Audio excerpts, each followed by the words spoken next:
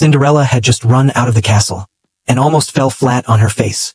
Looking down, she discovered the stairs were covered in glue by the prince. Seeing him play such a petty trick, she angrily pulled off both glass slippers and prepared to leave. But then she thought again. Wasn't the reason she came here to meet the prince?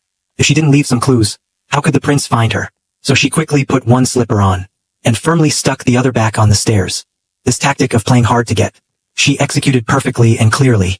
When the prince hurriedly arrived, he only saw Cinderella's retreating figure. Then the prince picked up the glass slipper from the ground, a lewd smirk appearing on his face. The princess? She won't get far with one shoe.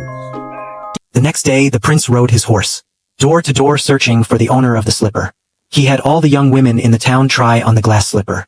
Seeing the prince arrive at her doorstep, Cinderella was so excited she almost snorted with laughter. While the prince waited outside, the stepmother hurriedly brought the glass slipper for her eldest daughter to try on. But despite using all her strength, she couldn't get it on. So the stepmother had a clever idea. She planned to cut off one of her eldest daughter's toes. After all, if she became queen, she wouldn't need to walk herself. Although she managed to put the slipper on, before she could even warm the seat, a sharp-eyed servant noticed. So the toe was cut off for nothing. Next, it was the second daughter's turn. The stepmother took a knife and repeated the trick. But this time, she cut off her heel.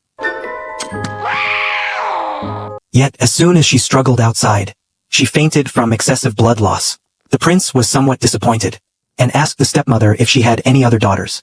Before she could answer, Cinderella seized the moment and stepped out from the woods. The prince immediately approached her, knelt down, removed her stockings, and then took out the glass slipper to put it on Cinderella. Sure enough, she was the sweetheart he had been searching for. Finally, the prince happily carried Cinderella back to the castle.